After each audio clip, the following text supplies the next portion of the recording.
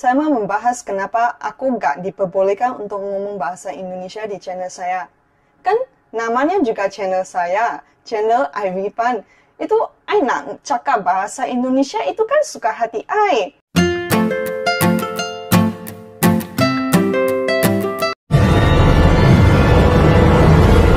Razli Studio.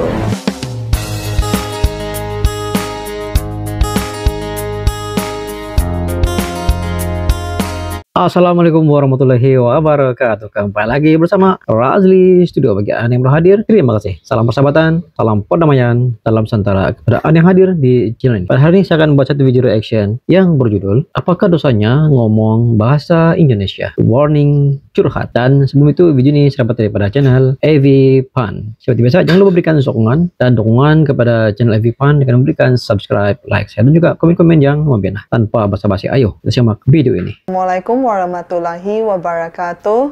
Selamat sore. Salam sejahtera untuk kita semua. Shalom. Om Swastiastu. Namo Buddhaya. Dan salam kebajikan. Yang saya cintai, yang saya hormati, dan saya sayangi saudara tanah air saya, serta seluruh subscriber saya dari Sabang hingga Merauke, dari Miangkas sampai Pulau Rote, yang hadir sore hari ini. Apakah kalian sudah makan? Sampun dahar, sek po mei, jiak bao liao bo, ci bao liao ma? Have you eaten? Sit fan mo. Sesuai tema hari ini, saya mau membahas kenapa aku gak diperbolehkan untuk ngomong bahasa Indonesia di channel saya. Kan namanya juga channel saya, channel Ivy Pan. Itu I nak cakap bahasa Indonesia itu kan suka hati I. Lu mau kontrol apa ke? Kau makcik bawang ke? Nah, sekarang I kasih mic kat you. You cakap lah. You nak cakap kenapa I tak boleh cakap bahasa Indonesia. Itu kan suka hati I. Kau tinggal kat pantai ke? Itu daerah kau kepo luas sangat ke? Nah, itu saya mau cakap bahasa Melayu ke? Mau ngomong bahasa Indonesia ke? Itu sakarepku, bukan sakarepmu. Kan? Itu gak ada dosanya saya mau ngomong bahasa apa.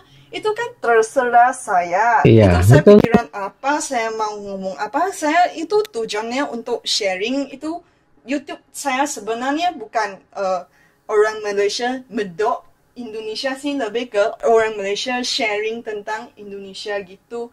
Terus kenapa itu kemampuan saya ngomong bahasa Indonesia dipermasalahkan? Selepas bahasa Indonesia saya sudah lancar, yang dimasalahkan itu kemedokan saya. Selepas kemedokan Indonesia saya dipermasalahkan, saya malah dipermasalahkan kemedokan Melayu saya. Itu kan saya kuliah di Indonesia, saya mau ngomong dalam medok Indonesia kan itu wajar. Saya orang Malaysia, I cakap dengan logat Melayu tak salah kan? Itu kan terserah masing-masing.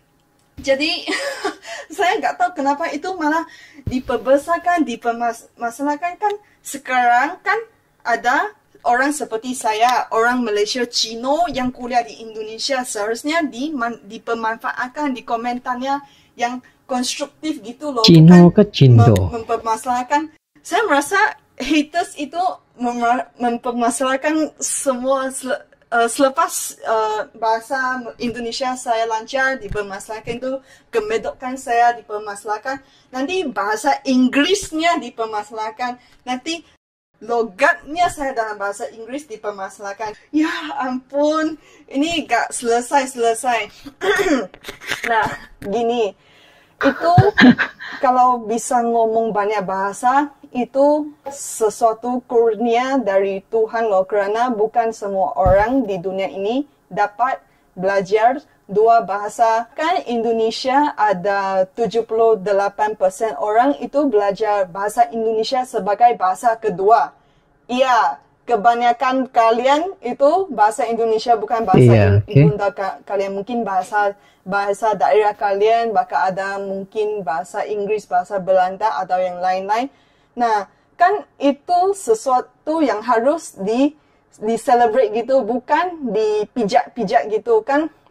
Karena menurut saya itu belajar sesuatu bahasa membutuhkan lingkungan. Kenapa saya bisa banyak bahasa, banyak dialek? Kerana lingkungan saya, kan saya dibesarkan dalam keluarga Cina. Terus, saya sebagai warga negara Malaysia harus belajar bahasa Melayu. Tetapi untuk bersaing di pentas dunia, saya harus menguasai bahasa Inggris. Anjir, siapa yang ngomong tentang saya? Okey, lanjut. Saya merasa itu kemampuan atau ketidakmampuan seseorang untuk mengomong bahasa tertentu itu bukan menandakan dia agak pintar. Itu malah lebih ke lingkungan. Mungkin kondisinya, kondisi sosioekonomi gak membenarkan dia untuk belajar bahasa tertentu. Kerana di Malaysia, kebanyakan warga negara Malaysia bisa ngomong bahasa Inggris. Tapi pas saya sampai di Indonesia itu susah ya mau cari seseorang yang bisa ngomong bahasa Inggris. Ada, tetapi lebih jarang lah. Tapi selepas saya mengobservasi, saya mendapati bahawa itu bukan semua orang dapat peluangnya untuk belajar bahasa Inggris. Gak sepertinya di Malaysia. Jadi saya merasa itu gak usah dipandang rendah sih. Kalau kamu bisa ngomong bahasa Inggris, ya udah bersyukur. Kalau kamu gak bisa, ya udah kamu belajar dari YouTube, belajar dari Google. Itu bisa ikut les, itu bisa belajar sendiri. My English is okay. I can speak English very, very well. So, but it's never a problem who cannot speak English or making fun of their accents. In fact, Malaysians love that Indonesians speak English because we feel that Indonesians have such a really good sounding accent. Itu tadi maksudnya gini, orang Malaysia suka kalau orang Indonesia ngomong bahasa Inggris kerana logatnya itu kemedokannya itu merdu banget. Tapi sayangnya jarangnya orang Indonesia yang bisa ngomong bahasa Inggris ya. Tapi kalau ya senang sih bisa dengar orang Indonesia orang ngomong bahasa Inggris sih. Kalau Ya, benar sih. untuk bahasa, mau belajar satu bahasa itu maksudnya ada tujuan, ada nilai gitu. Kenapa seseorang mau belajar bahasa tertentu? Itu tergantung satunya lingkungan. Dan kedua, itu mungkin ada nilai komersialnya, ada tujuannya. Atau kamu berpacaran dengan orang dari negara itu yang ngomong bahasa itu kan. Misalnya kamu mau berniaga sampai ke Jepang, makanya kamu akan belajar bahasa Jepang gitu. Kalau seperti saya ya, saya belajar bahasa Indonesia kerana saya kuliah di Indonesia. Kalau saya kuliah di Austria, ya saya belajar bahasa Austria. Kalau aku kuliah di Rusia, ya aku belajar bahasa Rusia, kan wajar.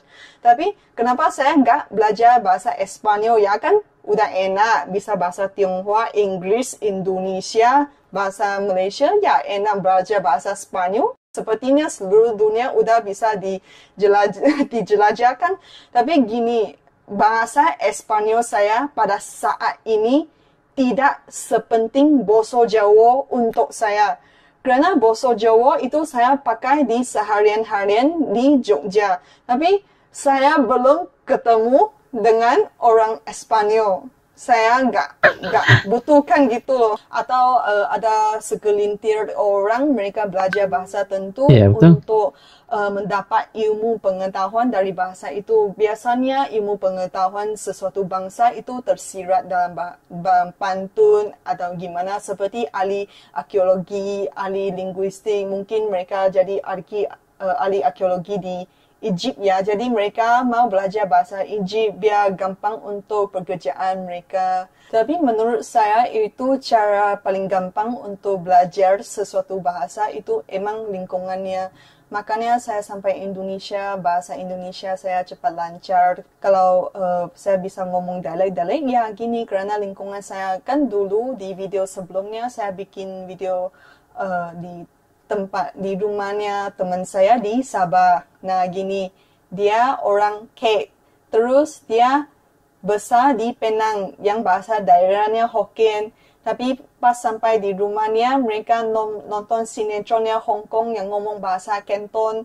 Pas saya masuk rumah dia, saya bisa dengar 3 dialek gitu. Itu dari TV-nya bahasa Canton, pas dia teman ayah saya ngomong dengan ayah saya pakai bahasa Hokkien. Tapi pas makannya semua orang Kek, ya ngomongnya bahasa Kek. Jadi, tapi semua bahasa itu saya belum lancar sih, tapi saya mengerti sedikit-sedikit kok. Itu seperti kamu membiasakan kamu sendiri dengan suatu bahasa, itu kalau kamu pakai terus, kamu bisa belajar dengan cepat. Kalau kamu belum menguasai, kamu nggak pakai, itu bakalan lupa loh. Itu sebelumnya saya menceritakan, saya mau ngomong tentang teman Jepang saya ya. Nah, teman Jepang yang kuliah di Jogja itu namanya orang Indonesia. Selepas dia nikah sampai ke Jepang, ya pakai bahasa Jepang terus, bahasa Indonesianya lupa. Nggak lupa semuanya sih, tapi ya nggak pakai 10 tahun, 20 tahun, ya lupa itu ceritanya. Jadi, menurut saya kalau kalian benar-beneran ya yang mau belajar bahasa, biasanya saya lihat orang Indonesia suka belajar bahasa Inggris ya. Ya, kamu harus bermula dengan sendiri, kamu mungkin ngomong dengan bule, tapi kan bule datang pergi.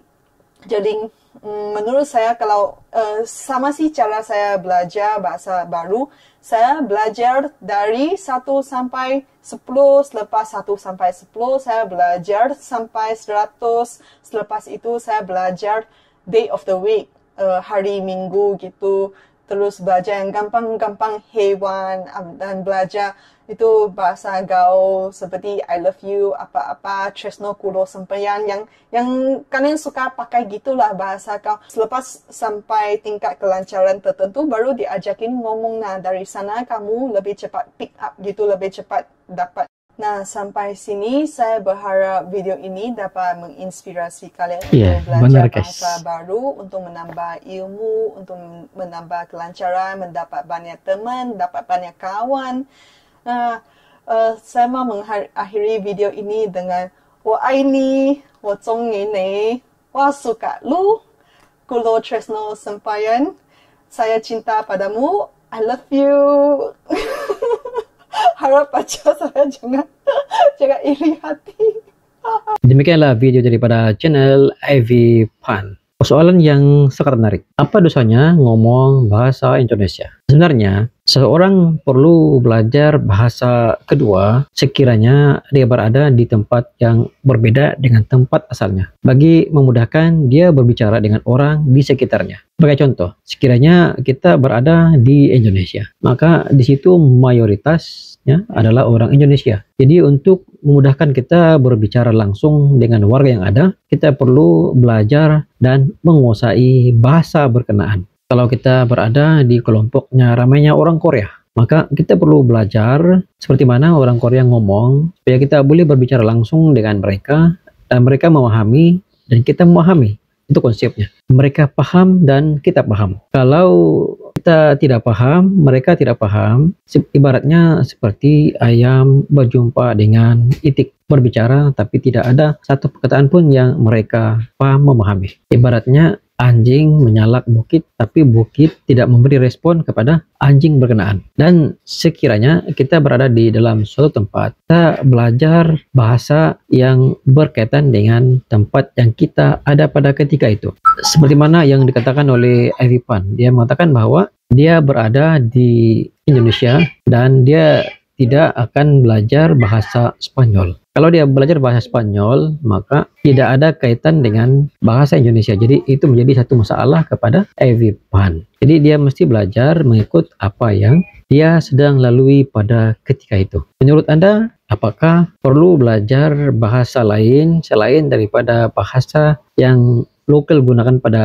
waktu itu untuk kepentingan perbualan di waktu itu? Menurut saya, satu perkara yang perlu kita paham bahwa belajar bahasa itu sangat mudah dengan cara belajar terus kepada orang yang ada di sekitar, dan setiap hari terus melafaz dan meluahkan kata-kata tentang bahasa itu daripada 1 sampai 10 sampai 100 terus lancar, dan itu menjadi satu kaidah yang sangat mudah. Sebenarnya bukan mudah untuk menguasai bahasa-bahasa yang ada di dunia ini. Sebagai contoh, Di Indonesia ada Vicky Naki. Vicky Naki dia boleh menguasai 7 bahasa. Namun adakah 7 bahasa itu digunakan di Indonesia? Tidak. Di Indonesia dia hanya menggunakan bahasa Indonesia. Namun bilakah digunakannya? Dia terpaksa bermain dengan Omi TV untuk dia menggunakan bahasa yang dia mahir. Dan memang orang yang dapat mempelajari pelbagai bahasa adalah orang-orang yang mempunyai IQ yang tinggi. Itu sedikit sebanyak pandangan daripada Raja Studio. Sekiranya Anda mempunyai pandangan tentang video ini, Anda boleh komen di bawah. Sekian, jumpa lagi di next video. Assalamualaikum.